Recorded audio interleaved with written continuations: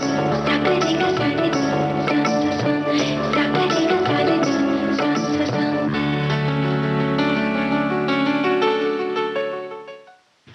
सभी सखियों को राजुल और आकांक्षा सिंह का नमस्कार।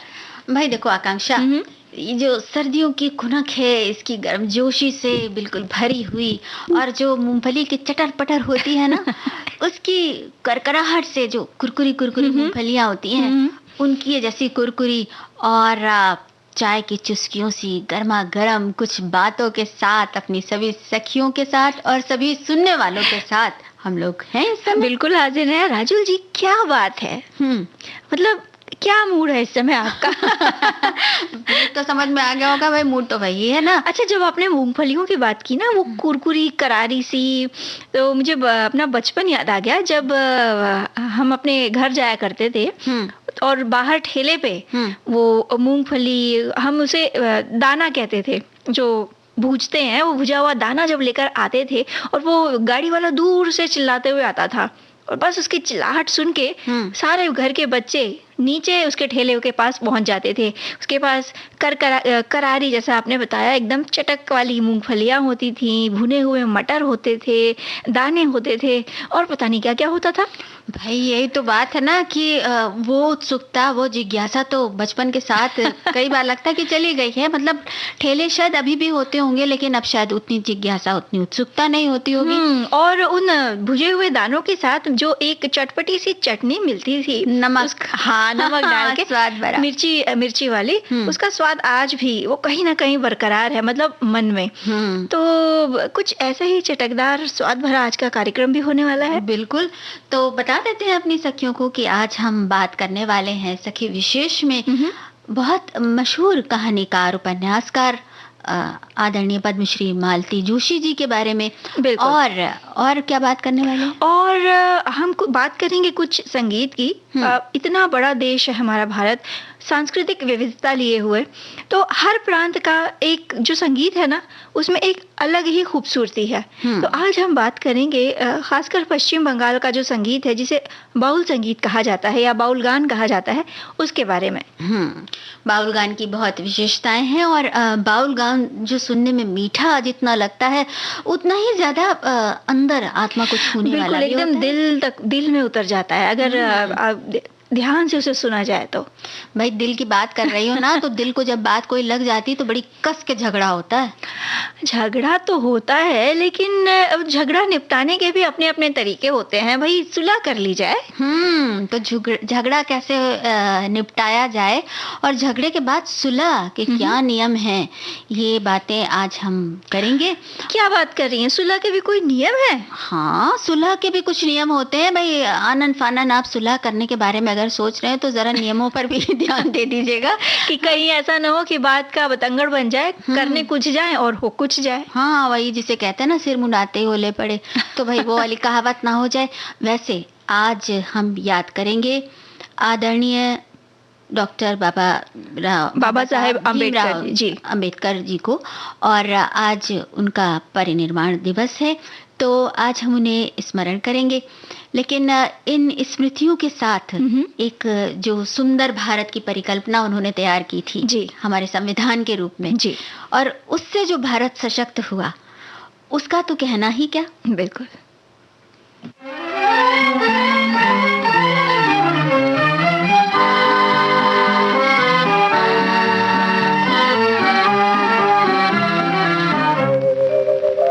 ये चमन हमारा अपना है, ये चमन हमारा अपना है, इस देश पे अपना राज है, इस देश पे अपना राज है। मत कहो कि सर पे टोपी है, मत कहो कि सर पे टोपी है, कहो सर पे हमारे ताज है, कहो सर पे हमारे ताज है। ये चमन हमारा अपना है।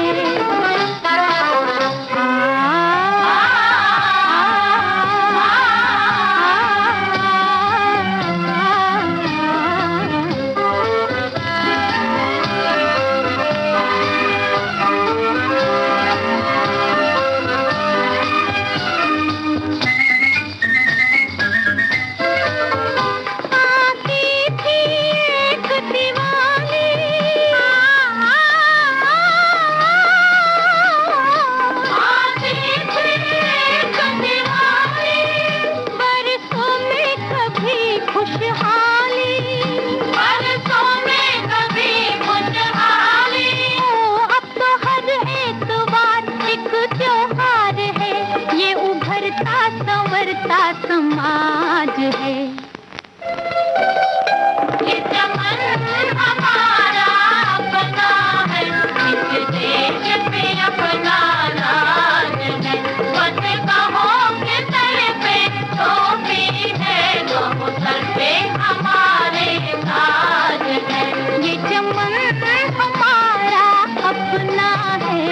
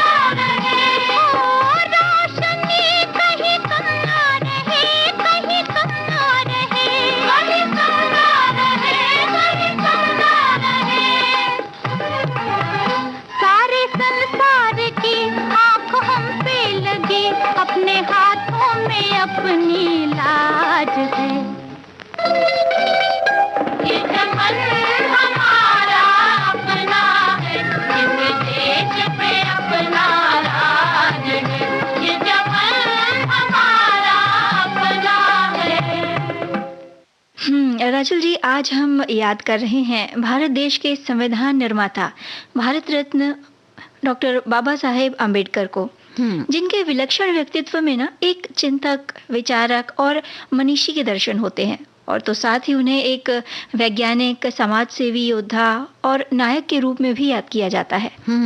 वो अनन्य कोटि के नेता के रूप में भारतीय जनमानस में बसे हैं।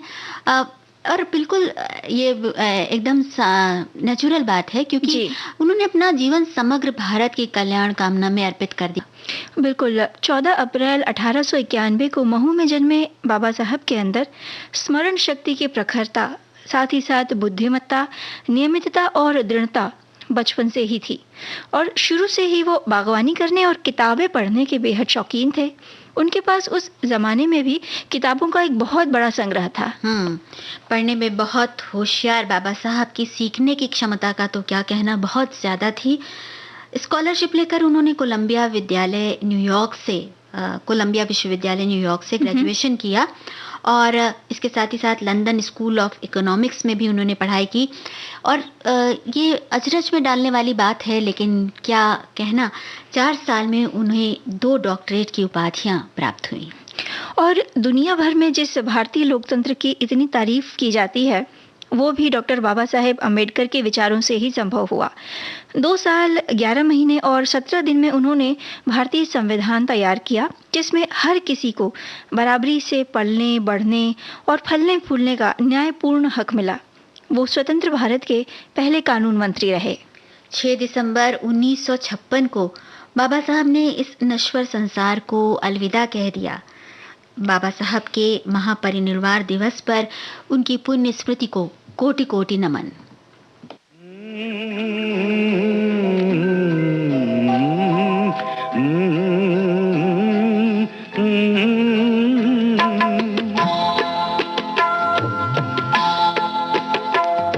हमारी मुट्ठी में आकाश सारा, जब भी खुलेगी चमकेगा तारा। हमारी ही मुट्ठी में आकाश सारा, जब भी खुलेगी चमकेगा तारा। कभी ना ढले जो वो ही सितारा, दिशा जिससे पहचान संसार सारा। हमारी ही मुट्ठी में आकाश सारा, जब भी खुलेगी चमकेगा तारा। हमारी ही मुट्ठी में आकाश सारा, जब भी खुलेगी चमकेगा तारा।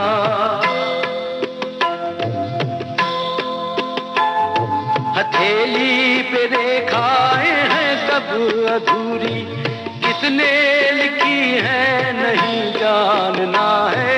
हथेली पे रेखाएं हैं सब अधूरी, किसने लिखी है नहीं जानना है। सुलझाने उनको ना आएगा कोई, समझना है उनको ये अपना करम है।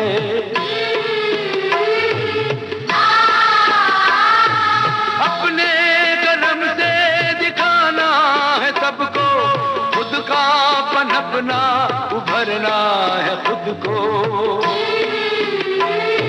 अंधेरा मिटाए जो नन्हा शरारा, दिशा जिससे पहचाने संसार सारा।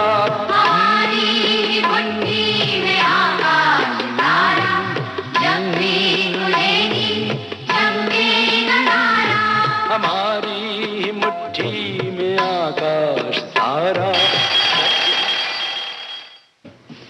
मुट्ठी में आकाश भर आता है जब भी हम विचारों की इस खुले हुए जो वातावरण में विचरण करते हैं। बिल्कुल। और अब चलिए थोड़ा साहित्य जगत का विचरण कर लिया जाए। तो आज हम बात करने वाले हैं पद्मश्री मालती जोशी जी की, जो हिंदी साहित्य की सुविख्यात रचनाकार हैं। उन्होंने कहानियों और उपन्यासों के जरिए पाठकों के हृदय में बहुत खास स्थान बनाया है। बिल्कुल। और उनका शुमार भारतीय परिवार की सबसे पसंदीदा लेखिकाओं में होता है।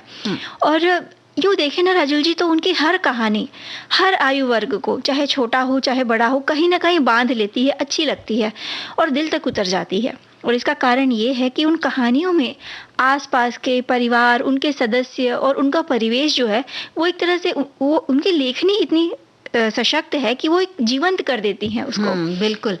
अच्छा, एक बात है कि हिंदी में लिखती हैं, लेकिन जन्मी वो महाराष्ट्रियन परिवार में, और यानी उनकी जो घर में बोली जाने वाली भाषा थी वो मराठी थी जी। उनका जन्म हुआ था 4 जून 1934 को, जो कि पहले हैदराबाद कहलाता था, अब औरंगाबाद कहलाता है वो। लेकिन उनकी शिक्षा दीक्षा जो थी वो ज़्यादातर हिंदी में ही हुई। वो स्वयं बताती हैं कि उनके पिता पुरानी ग्वालियर रियासत के मजिस्ट्रेट थे, तो छोटे छोटे कस्बों में भी स्थानांतरण होता रहता था जी। और जैसा कि होता ना कि स्थानांतरण की वजह से बच्चों की पढ़ाई कई बार बहुत प्रभावित होती है, तो उनकी भी हुई, इसलिए एक रूपता नहीं रह पाई पढ़ाई में जी। तो 4वीं तक घर में पढ़कर फिर 7वीं कक्षा तक उन्होंने लड़कों के स्कूल में पढ़ाई पूरी की, और उसके बाद 8वीं उन्होंने प्राइवेट रूप से पास की। 10वीं स्कूल से पास कर इंटर फिर प्राइवेट से किया, और फिर BA और MA कॉलेज से किया। और वैसे तो उन्होंने जो उनका छात्र जीवन था उसी समय उन्होंने लिखना शुरू कर दिया था। उनके लिखे गीत कवि सम्मेलनों में इतने प्रसिद्ध हुए कि लोग उन्हें मालवा की मीरा कहने लगे थे। बाद पे गीतों की ये जो धारा थी ये मुड़ गई, क्योंकि गीत हो या कहानियां हो, साहित्य का कोई भी क्षेत्र हो, उसके लिए जो भावों की एक होती है ना उपजाऊ उर्वरा भूमि, वो तो उनके हृदय में थी। और उसमें जो गीतों की फसल लहला रही थी वो फसल खूब फली फूली, और उसके बाद वो धीरे से मुड़कर कहानियों की तरफ चली गई। लेकिन इससे पहले उन्होंने रेडियो के लिए झलकियां लिखी, व्यंग्य वार्ताएं लिखी, इसके अलावा उन्होंने बाल कहानियां भी लिखी, और इसके अलावा छुटपुट कहानियां लिखी, लेख कई सारे उन्होंने लिखे। अब इसी बीच उनकी पहचान जो थी वो कहानीकार के रूप में बन गई। कई कहानियों के रेडियो नाट्य रूपांतरण हुए, और टेलीविजन पर भी उनकी कहानियों के जो रूपांतरण हुए थे, नाट्य रूपांतरण, वो दिखाए गए। अब तक करीब 34 पुस्तकें प्रकाशित हो चुकी हैं उनकी, और जो प्रसिद्ध कृतियां हैं उनकी, उनमें है वो 13 घर, ये मेरा घर, और 10 प्रतिनिधि कहानियां, औरत एक रात है, पिया पीर न जानी, साथ ही साथ रहीमन धागा प्रेम का ये एक कथा संग्रह है। तो इस तरह से उनकी जो लेखनी है काफी समृद्ध किया है उसने साहित्य जगत को। उनके चर्चित संग्रहों में कुछ और भी है नाम, जैसे मिलियन डॉलर नोट या पाषाण युग, मध्यांतर, समर्पण का सुख, मन न हुए 10-20, एक घर हो सपनों का, विश्वास गाथा, आखिरी शर्त, अंतिम संक्षेप, एक सार्थक दिन, शापित शैशव। ये सभी जो उनके संग्रह हैं ये उल्लेखनीय हैं। और उन्होंने जो बच्चों के लिए भी काफी कुछ लिखा। बाल कथा संग्रह है, जैसे उनका दादी की घड़ी, जीने की राह, परीक्षा और पुरस्कार, स्नेह के स्वर। ये जो बाल कथा साहित्य है उसमें ये काफी लोकप्रिय है उनकी ये रचनाएं। इसके अलावा पटाक्षेप है, सहचारिणी, शोभा यात्रा, राग विराग, ये भी चर्चित है उपन्यास। और अगर उनके व्यंग्य की बात करें, व्यंग्य लेखन में भी उनकी कलम खूब चली। हार्ले स्ट्रीट और गीत संग्रह है उनका जी, मेरा छोटा सा अपनापन, ये बहुत चर्चित रहे। हिंदी साहित्य पर अमिट छाप छोड़ने वाली मालती जोशी जी, मराठी में 11 से अधिक उनकी पुस्तकें जो हैं वो प्रकाशित हो चुकी हैं। उनकी कहानियों का देश और विदेश में अनुवाद भी हो चुका है। कई भाषाओं में उनकी कहानियां पढ़ने को मिलती हैं। 2018 में उन्हें साहित्य और शिक्षा के क्षेत्र में अभूतपूर्व योगदान के लिए पद्मश्री से सम्मानित किया गया। और इसके अलावा साल 1984 में महाराष्ट्र शासन पुरस्कार, अक्षर आदित्य सम्मान, मधुवन गुरुवंदना सम्मान, साथ ही साथ मध्य प्रदेश हिंदी साहित्य सम्मेलन के भवभूति अलंकरण से भी उन्हें सम्मानित किया जा चुका है। तो भाई पुरस्कारों की तो लंबी फहरिस्त है। इस बीच मालती जी जो स्वयं कहती हैं वो बहुत खास बात है कि उनके लिए सबसे बड़ा पुरस्कार उनके पाठकों की प्रतिक्रिया है, उनके पाठकों की संतुष्टि है। क्या बात है। तो कुछ पढ़ा जाए। हाँ, मतलब जनजीवन की कहानियों को जनमानस में संजोने वाली मालती जी ऐसे ही हमेशा लिखती रहें और स्वस्थ रहें। उनकी लेखनी ऐसे ही हमारे जीवन को समृद्ध करती रहे। और ये जो मैंने एक निकाली है कहानी, ये उनकी सती नामक कहानी है और उसका कुछ एक छोटा सा भाग हम पढ़ने वाले हैं जी। तो आकांक्षा शुरू करती हूँ। बिल्कुल। पूरा आंगन ढोलक की थाप से गूंज रहा था। रोज की तरह मोहल्ले भर की औरतें जुड़ाई थीं और गीतों की कल्पना की लड़ियां पिरो रही थीं। कहीं बन्नों के बाबा से, ताऊ से जड़ाऊ कंगन बनवाने का आग्रह था, तो कहीं चाचा और फूफा को कलेक्टर दूल्हा ढूंढने के लिए कहा जा रहा था। कहीं बन्नों की अम्मा अपनी बीए पास लाडली की घड़ी, सैंडल और साइकिल की तारीफ कर रही थी, तो किसी गीत में भाभी होने वाले नंदोइया को ताकीद कर रही थी कि जीप या कार लेकर आना, मेरी नकचड़ी ननद रानी टमटम या बैलगाड़ी में नहीं बैठेगी। औरतें झूम झूम कर गा रही थी। कोई मन चली तो मौज में आकर ठुमका भी लगा देती थी। मस्ती का आलम पूरे जोर पर था। इन गीतों की नायिका को इस महफिल से कोई मतलब नहीं था। वो तो छज्जे पर अपनी सखी सहेलियों से घिरी मेहंदी लगवा रही थी। रचना और मेघना ने उसकी दोनों हथेलियां थाम रखी थी और वे उन पर महीन चित्रकारी कर रही थी। प्लास्टिक कोन से झरती हुई हरी कंच मेहंदी दुल्हन के हल्दी लगे हाथों पर बड़ी प्यारी लग रही थी।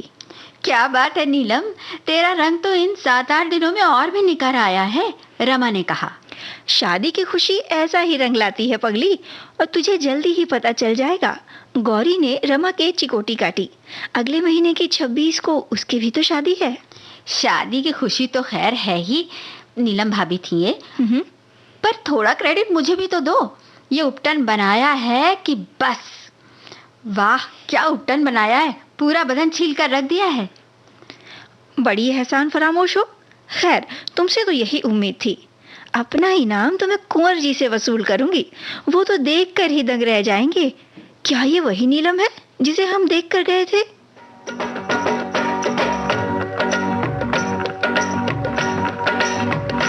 मेरी दूरों से आई बारात, मैया मैं तो पाऊनी। मेरी दूरों से आई बारात,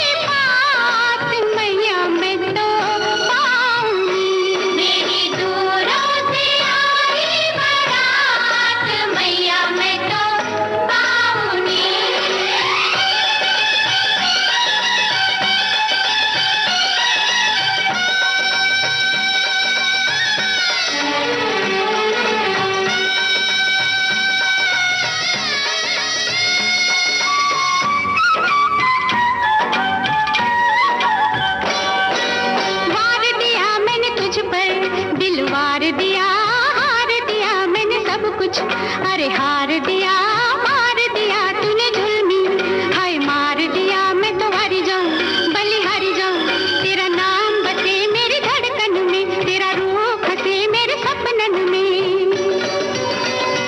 लिया साजन ने हाथों में हाथ, मैया मैं तो पाऊंगी, मेरी दूरों से आई बारात, मैया मैं तो पाऊंगी, मेरी दूरों से आई बारात, मैया मैं तो पाऊंगी।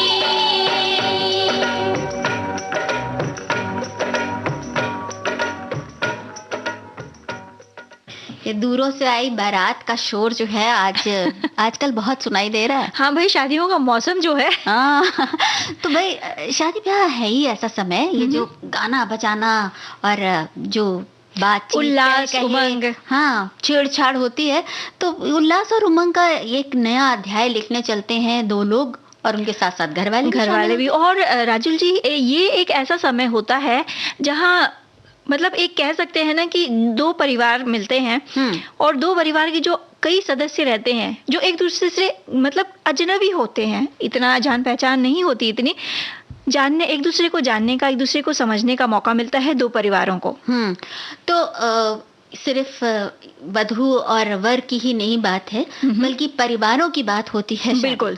तो ऐसे में जब ये बात होती है ना कि जब जीवन का एक नया अध्याय लिखा जा रहा है, तो वो कुछ खुशी के साथ, जिस खुशी से शुरू किया गया, जिस खुशी से पदार्पण किया गया उस नए चक्र में जीवन के, उसी खुशी के साथ उस अध्याय को लिखने की भी उमंग संजोई जाए, और वो जो खुशी है जो शुरुआत में थी वो आगे भी यूं ही बरकरार रहे। तो इसके लिए जरूरी है कि रिश्तों में मधुरता लाएं। अब ये बात तो हम अक्सर कहते हैं कि रिश्तों में मधुरता लाएं, मधुरता लाएं। मधुरता लाने के लिए क्या किया जाए, ये बताओ आकांक्षा। हाँ, मधुरता लाने के लिए जो मेरे हिसाब से जो सबसे जरूरी चीज है ना, वो है धैर्य, और साथ ही साथ दूसरों को समझना। भाई मान लो धैर्य ना हो बिल्कुल तुरंत की तुरंत अगर हथेली पे सरसों जमाने का एकदम वो हो, तो ये धैर्य कैसे धारण करें? धारण करना पड़ता है राजुल जी। अब ये तो मतलब सामने वाला व्यक्ति जब आपके लिए नया है तो जरूरी नहीं ना वो आपके बारे में सारी बातें जानता होगा, तो थोड़ा वक्त दीजिए, सामने वाले को समझने का मौका दीजिए, और आप भी इस समय का पुरजोर उपयोग करिए, सामने वाले को थोड़ा समझिए। मतलब समझने के लिए आप खुद भी मौका ढूंढिए और दूसरों को भी मौका दीजिए।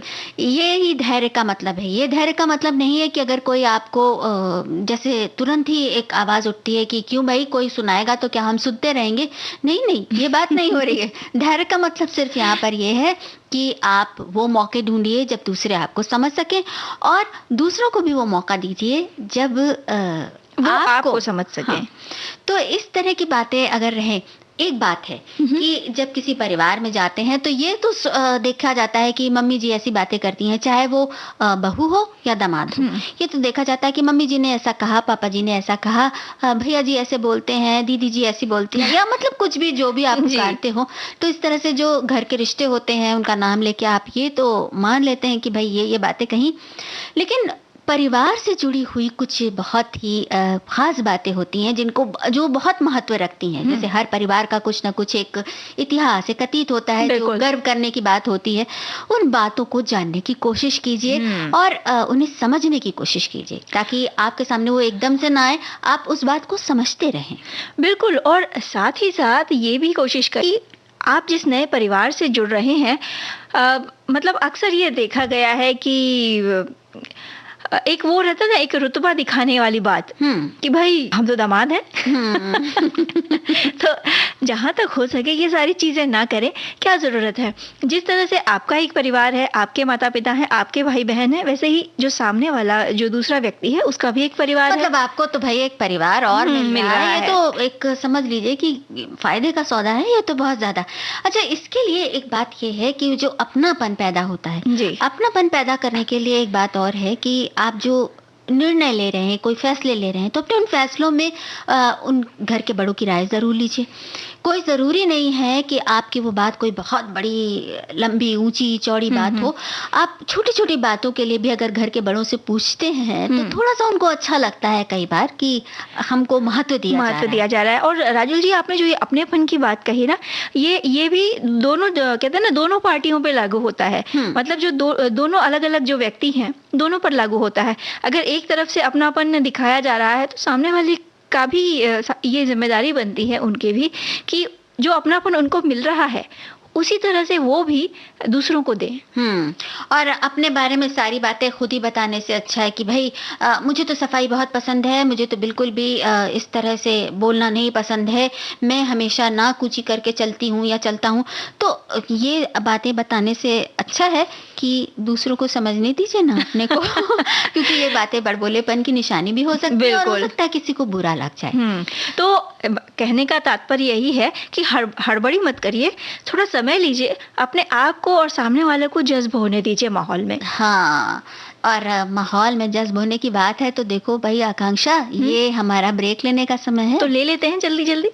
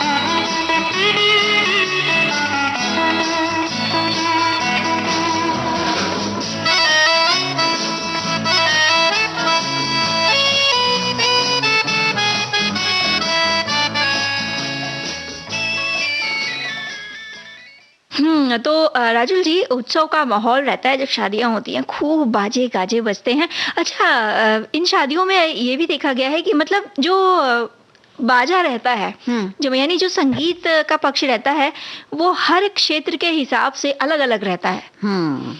ये तो होता ही है ना कि हर क्षेत्र की अपनी विशेषता होती है संगीत के को लेकर, और वहाँ के बाजे भी अलग अलग होते हैं।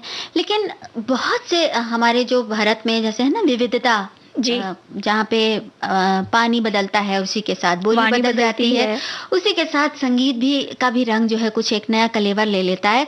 तो जो संगीत है उसमें भी विविधता देखने को मिलती है। अवसरों के अनुकूल अलग अलग तरह के संगीत होते हैं। कुछ संगीत ऐसे होते हैं जो आपको उछलकर एकदम नृत्य करने के लिए मजबूर कर देते हैं, और कुछ संगीत ऐसे होते हैं जो आपको शांति से बैठकर एकदम आत्मा के स्वरों को जगा देते हैं। बिल्कुल। और आज हम ऐसे ही जिस संगीत की बात कर रहे हैं वो भी कुछ ऐसा ही है। जब आप सुनने बैठेंगे तो आपको लगेगा कि मतलब ईश्वर का संगीत है वो। मतलब सुनने में आपके अंदर आत्मा तक उतर जाता है। हाँ, यूं लगता है कि जैसे शांति की बूंद बूंद बूंद बूंद आपके आत्मा के कटोरे में झर रही हो और आप बिल्कुल तृप्त होते जा रहे हो। क्या बात है राजुल जी, मैं उपमा नहीं दे पा रही थी, लेकिन आपने काफी अच्छे शब्दों में वो बता दिया जो मैं कहना चाह रही थी। देखा, हमने आपके मन की बात समझ ली। भाई, सखी सहेली का तो मतलब ही यही होता है ना कि मन की बात समझ ली जाए। अच्छा, जो संगीत की बात हम कर रहे हैं वो है कौन सा संगीत? बाउल संगीत या बाउल गान। मधुर संगीत है, उसमें भाव की पराकाष्ठा है। ये है बाउल गान की विशेषता। और इसी के बारे में आज हम बात कर रहे हैं, जो पश्चिम बंगाल के लोक गायन की एक शैली है और बहुत ही प्रचलित शैली है। और ये जो बाउल परंपरा है, ये मूल रूप से इस पर जो छाप दिखती है वो भक्ति आंदोलन और सूफीवाद की छाप देख सकते हैं। इस परंपरा को रूढ़िवादी भक्ति परंपरा से थोड़ा अलग कहा जाता है। वैसे अगर देखें इसका इतिहास देखें तो बाउल संगीत की जो शुरुआत है वो 14वीं शताब्दी से 15वीं शताब्दी के कहीं बीच में हुई है। 16वीं और 17वीं शताब्दी में ये धारा जो थी, संगीत की जो ये धारा थी, वो काफ़ी प्रचलित हुई और इसका प्रसार भी काफ़ी हुआ। अगर बाउल को हम ऐसे समझना चाहें कि इसका शाब्दिक अर्थ क्या है, तो इसका अर्थ है बातुल या व्याकुल। जो कि ईश्वर के प्रेम में डूबे हुए बाउल गायक को कहा जाता है कि वो बिल्कुल व्याकुल है ईश्वर से मिलने के लिए, और इसीलिए जो उनके स्वर होते हैं, जो व्याकुलता होती है उन स्वरों में, वो आत्मा को छूते हैं। और बाउल की इसको एक ऐसी विचारधारा माना जाता है जिसका लक्ष्य है आध्यात्मिक मुक्ति। ये मुक्ति इंसान को कहीं और भटकने के बजाय खुद के अंदर ही प्राप्त होती है। बाउल लोकगीत में गुरु तत्व है, देह तत्व है और आत्म तत्व है। ये जो 3 तत्व हैं, इस संगीत में इन तीनों का समावेश है। बाउल परंपरा से जुड़े कलाकार सहजता से विश्वास रखते हैं, मतलब एकदम सरल, जीवन में कहीं कोई दुरूहता नहीं, एकदम सरल जीवन शैली और उतना ही सरल गान, लेकिन उस गान में जो उत्कट प्यास होती है ईश्वर से मिलने की। जे खोजे मानुष खोदा से तो बाउल, ये पंक्ति कवि दूधू शाह के एक पद की हैं, जिसका अर्थ है कि जो इंसान में ईश्वर की तलाश करे वही बाउल है। क्या बात है। आमतौर पर देखें तो पश्चिम बंगाल के गायक चैतन्य महाप्रभु के जो पद हैं, लालून शाही की जो रचनाएं हैं, वो गाते हैं। तो बाउल गायन में एक तारा और डुग्गी या जो डुबकी, ये जो वाद्य यंत्र होते हैं, इनका विशेष रूप से प्रयोग होता है। क्या खास आवाज होती है इनकी, बिल्कुल अलग सा होता है ये संगीत। और मतलब जब हम सुनते हैं ना, तो ये जो एक तारा है या जो डुग्गी है, इसकी जो आवाज है वो कानों तक पहुंचती है।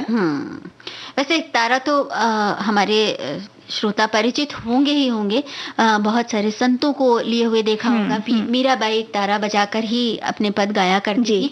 तो ये एक तरह का तत्वाद्य है जिसका प्रयोग भारतीय संत कवियों द्वारा किया गया। ये नीचे से गोल होता है और ऊपर का हिस्सा बांस से बना होता है, और इसमें जो तार होता है वो आगे की तरफ लगा होता है। और वो जो डुग्गी जो वाद्य है, उसका प्रयोग ताल के लिए किया जाता है। तो एक तरह से देखा जाए तो जो इसकी संरचना होती है वो एक ड्रम की तरह होती है और इसे तबले की तरह बजाया जाता है, यानी उंगलियों और हथेली की सहायता से इसे बजाया जाता है। तो इन वाद्य यंत्रों के साथ बाल गायकों के जो मधुर स्वर हैं, वो लोगों के मन में आनंद, आत्मिक आनंद का संचार करते हैं। बाउल संगीत के जरिए अपने विचार और विश्वास को लोगों तक पहुंचाने की परंपरा का निर्वाह करते हैं बाउल गायक। क्या बात है। बाउल संगीत वैसे काफी समय तक सीमाओं में बंधा रहा, लेकिन गुरुदेव रविंद्रनाथ टैगोर ने इसकी बड़ी पहचान दिलाई। गुरुदेव की जो कविताएं हैं, उन पर बाउल परंपरा का गहरा प्रभाव रहा है। और इसीलिए जो गुरुदेव की रचनाएं हैं, उनमें कैसी आत्मा और परमात्मा के बीच की जो एक संवाद, जो हम आत्मिक शांति की बात कर रहे थे, वो है। बाउल संगीत को दुनिया भर में पहचान दिलाने में एक और कलाकार हैं जिन्होंने बहुत महत्वपूर्ण योगदान दिया है, और उनका नाम है पूर्णचंद्र दास। उनके पिता प्रसिद्ध बाउल गायक थे और गुरुदेव के मित्र थे। उन्हीं की प्रेरणा से 1942 में पहली बार पूर्णचंद्र दास ने बंगाल से बाहर बाउल गायन किया। जयपुर में था जी कार्यक्रम, और वहां पर पहली बार लोगों को पता लगा कि ऐसा कोई गायन भी है, बंगाल का ऐसा पारंपरिक लोक गायन ऐसा भी है। तब पहली बार लोगों ने जाना।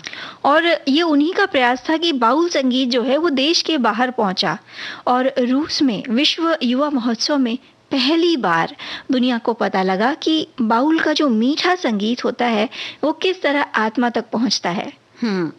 दुनिया के अनेक मशहूर कलाकारों की अगर हम बात करें तो वो बाउल संगीत से बहुत प्रभावित हुए और उन्होंने सीखा भी बाउल संगीत। जी।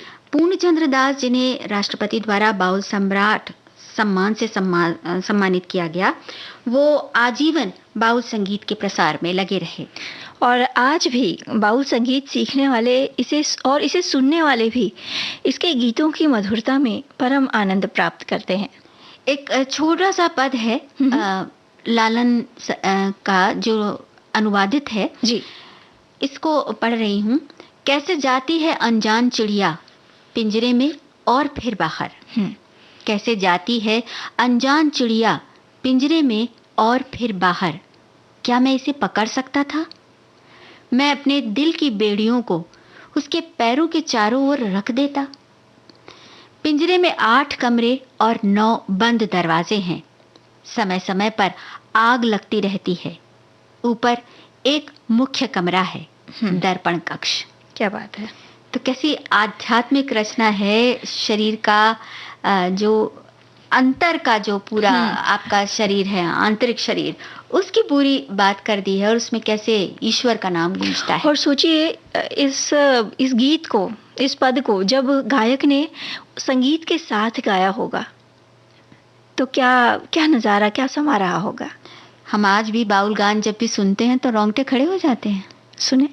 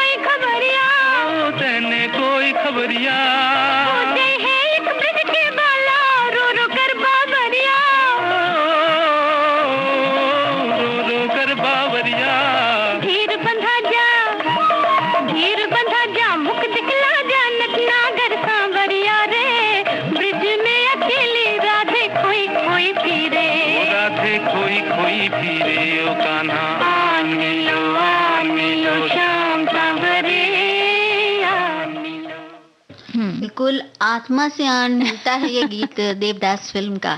क्या तो गाया है गीता दत्त और क्या तो संगीत है सचिन देव बर्मन का जी।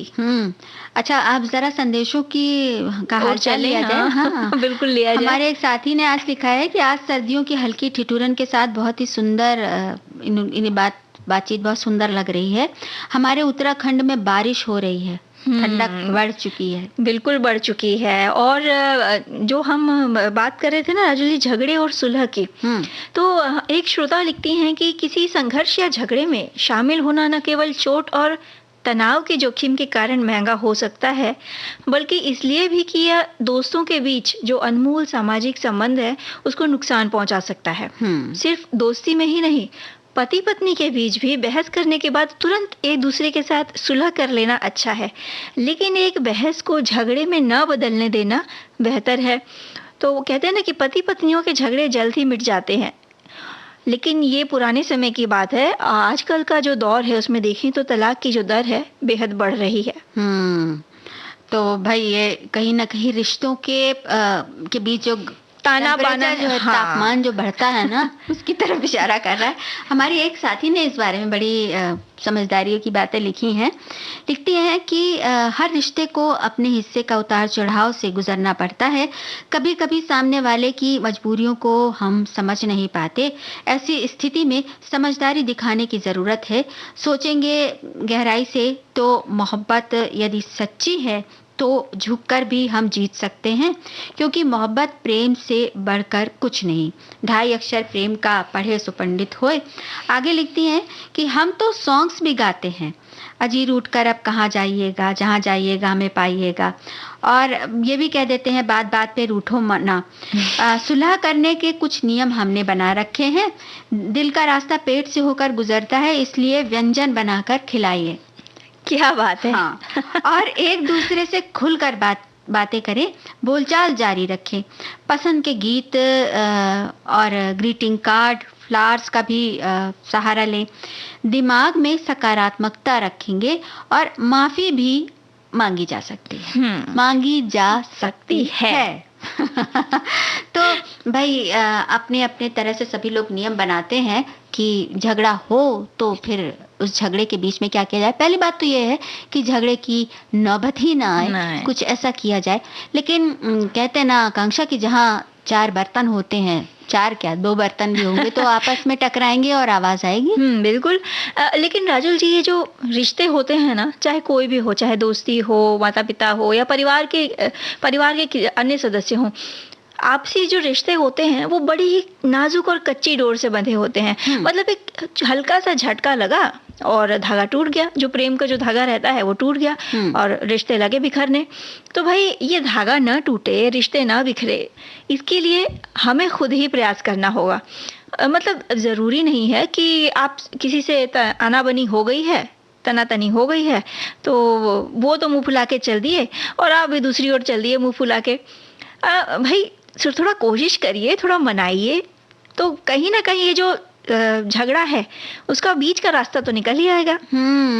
और मान लीजिए कि किसी बात पर बुरा भी लगा है तो उस जो बात बुरी लगी है उसको कहने का भी ढंग होता है। बिल्कुल मतलब ढंग होता एकदम है। सीधे आप कह देंगे कि तुमने ये कहा, तुमने वो कहा, तुमने ऐसा कहा, तो लगेगा आक्षेप लगा रहे हैं और तब झगड़ा बढ़ सकता है। भाई जैसे इस गीत में कहा गया है ना कि थोड़ा चाशनी में लपेट कर बताइए ना कि कैसे बुरा लगा।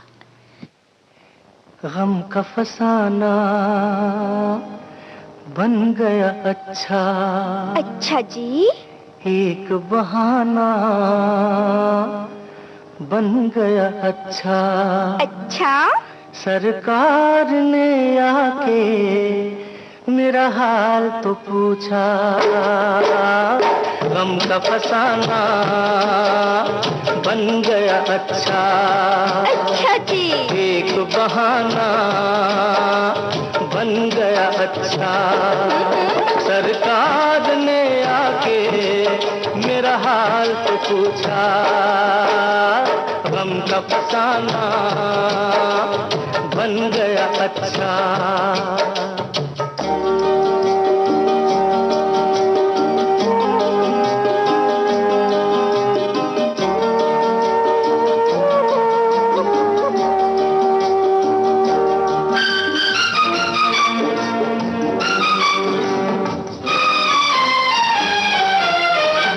तुम्हारे ख्यालों में खो जाए, तुम्हारे ख्यालों में खो जाए। ये जी चाहता है कि सो जाए। देखो बातों बातों में चांदनी रातों में ख्वाब सुहाना बन गया अच्छा। अच्छा जी। एक बहाना बन गया अच्छा। सरकार ने आके मेरा हाल तो पूछा। गम का फसाना बन गया अच्छा।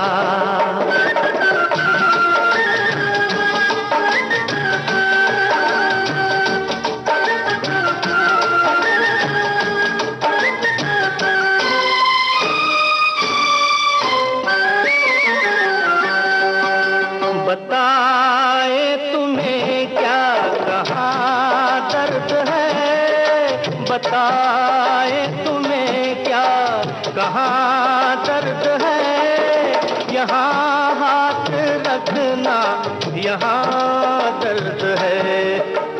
देखो बातों बातों में, दो ही मुलाकातों में दिल ये निशाना बन गया अच्छा, एक बहाना बन गया अच्छा।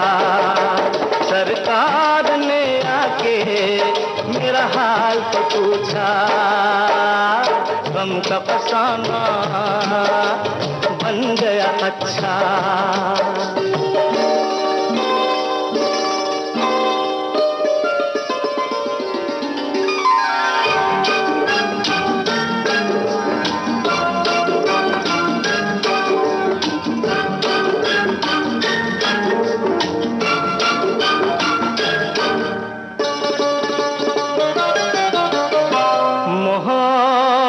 की रंगीन महफिल में, मोहब्बत की रंगीन महफिल में जगह मिल गई आपके दिल में। देखो बातों बातों में, प्यार की बारातों में अपना ठिकाना बन गया अच्छा। अच्छा जी। एक बहाना बन गया अच्छा। सरकार ने आके मेरा हाल तो पूछा, गम का फसाना बन गया अच्छा। देखो भाई, ऐसे ही हंसी की खिलखिलाहटें गूंजने लगती है अगर थोड़ी समझदारी की जाए। वैसे देखो, झगड़ा जो होता है ना आकांक्षा, तो किसी बात पे आप हाँ बोलिए या किसी बात पे ना बोलिए। बिल्कुल। तो अगर सामने वाला ना कह रहा है आपकी हाँ को, तो यह असहमति के कारण हो सकता है झगड़ा। अब झगड़े के भी कई रूप हो सकते हैं। अच्छी खासी बिल्कुल गर्मा गर्म बातचीत हो सकती है, या मुंह फुला के बैठना चुप्पी। हाँ, और कभी कभी तो ये भी होता है राजुल जी कि बात किसी छोटी सी चीज से शुरू होती है और वो कहीं से शुरू होके पता नहीं कहाँ पहुंच जाती है। मतलब जो मूल जो उसमें बात रहती है ना झगड़े के पीछे, हाँ, जड़ पीछे रह जाती है और पेड़ पता नहीं कितना बड़ा होके कहाँ होता ही नहीं है, कहीं पे ख्याली पेड़ बन जाता है। सही बात है। एक बात तो ये है कि झगड़ा कोई इतनी बुरी चीज नहीं है। कहा जाता है कि थोड़ा रिश्तों के स्वास्थ्य के लिए थोड़ा बहुत बहस भी जरूरी है। भाई ये हर बात पे हाँ यस सर वाली बात नहीं होनी चाहिए, यस मैम यस सर वाली बात तो नहीं है।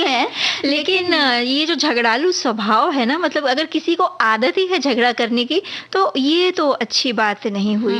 हाँ, लेकिन अगर किसी बात पर आपके विचार किसी दूसरे से मेल न खाएं, तो अपनी बात रखिए। अपनी बात रखना भी बुरा नहीं है। बिल्कुल। फिर अगर ऐसे में बातचीत से सामान्य से थोड़ा गर्मा गर्मी के सुर तक पहुंच जाए, तो थोड़ी सी बातों का ध्यान रख लिया जाए, तो मेरे ख्याल से शायद इतनी परेशानी ना हो। जैसे कि आप अगर झगड़ा कर रहे हैं तो किसी का झगड़ा करते हुए अपमान ना करें। अक्सर ऐसा होता है ना कि तुम ऐसे ही हो, तुम ऐसी ही हो, या तुम्हारे घर के लोग, या अगर भाई बहनों में झगड़ा हो रहा है कि अच्छा पता है तुमने कितना पढ़ाई की है, या कुछ इस तरह की बातें ना करनी जो दूसरे के दिल को लग जाए। बिल्कुल, मतलब झगड़ा करते समय भी अपनी जो एक मर्यादा है उसे बरकरार रखना है। अपना जो दिल का सम्मान का ख्याल रखना है। ऐसा नहीं कि अपना दिल का जो अंदर जो बैठा हुआ है वो सारा निकालते हुए, अपने दिल का गुबार निकालते हुए आप अपना आपा ही खो दें। फिर झगड़ा जिस बात पर है उसी पर कायम रहे। मतलब ये ना हो कि अच्छा 4 दिन पहले भी तुमने यही किया था, आज भी यही किया। और ये तो अक्सर आदत होती है कि कई बार देखा गया है जब दो लोग आपस में झगड़ते हैं तो जिस बात पर अभी झगड़ा हो रहा है उसके साथ साथ पिछली कई सालों की पुरानी बातें भी आ जाती हैं बीच में, कि इसी तरह की वो मिलती जुलती कई बार बातें होती नहीं है, इसी तरह से तुमने उस दिन भी किया था। तो ऐसे भाई इस तरह से तो झगड़े को बढ़ावा मिलता है। फिर झगड़े के बीच भी संबंधों में जो स्नेह है उसको याद दिलाते रहना। जैसे अगर मान लो कि छोटे और बड़े में झगड़ा हो रहा हो तो ये कहा जा सकता है कि वो छोटा है वो कह सकता है ये बार बार कि हालांकि आप मुझसे बड़े हैं लेकिन ये बात तो गलत है। इस तरह से अगर वो कहे और मैं आपका बहुत सम्मान करता हूँ, या कोई दो मित्र हैं वो कह सकते हैं कि हालांकि तुम मेरे बहुत अच्छे मित्र हो, लेकिन ये बात मुझे अच्छी नहीं लगी आपकी, हाँ। या आपके इस बात से मैं सहमत नहीं हूँ। तो मतलब एक अपनी जो बात है वो कहने का भी एक तरीका होना चाहिए होता है। फिर अगर झगड़ा बढ़ जाए तो थोड़ी देर के लिए भाई हार स्वीकार कर लीजिए, चुप हो जाइए। मतलब ये नहीं कि आपने एक सुनाई तो हम जब तक 6 नहीं सुना देंगे तब तक चुप नहीं रहेंगे। अब ये तो समझदारी वाली बात होती है कि जब ये देखा जाए कि भाई मामला तो ज़्यादा ही गर्माता जा रहा है, जो परिस्थिति है हाथ से खिसकती जा रही है, इसको संभालना मुश्किल है, तो आप बैक ऑफ कर जाइए, थोड़ा पीछे हो जाइए, झगड़े को वहीं खत्म कर दीजिए। हाँ, खत्म कर दीजिए, लेकिन झूठ मूठ में सुलह का दिखावा ना करिए, क्योंकि जब झूठ मूठ में आप सुलह का दिखावा करते हैं कि भाई अभी ये हाथ से बाहर निकली जा रही तो अरे चलो मान जाओ, ऐसे ये, क्योंकि उस समय आपके मन में अभी भी कहीं पर वो फांस है, और वो फांस जब तक नहीं निकलेगी तब तक आप जो सामान्य बात को लेकर चलते रहेंगे, मान्य नहीं हो पाएंगे, और फिर कभी भी झगड़ा तेजी से भड़क सकता है। हाँ, और ये भी ना करें कि कोई मामला है तो उसको सुलझाने की आपको बड़ी जल्दबाजी है, जैसे कि आपने कहा कि भाई चलो झगड़ा बढ़ता जा रहा है, निपटा दो जल्दी जल्दी, छोड़ो जाने दो, बात ही नहीं करो। मतलब एक कहते हैं ना, कोई निर्णय ना लेकर उसका कोई ये उपाय ना निकाल कर बस उसको हटा देना, किसी तरह खत्म कर देना, ये ना करें। फिर झगड़ा कैसे शुरू हुआ, ये किसने शुरू किया, इस बात पे बहुत नजर रहती है कि तुम्हें ने शुरू किया। और कभी कभी तो इस बात पर जो झगड़ा है वो एक और दूसरे झगड़े का रूप ले लेता है। तो भाई ये सब ना करें, अच्छे अच्छे गीत सुनते रहे, मीठी मीठी बातें करते रहे।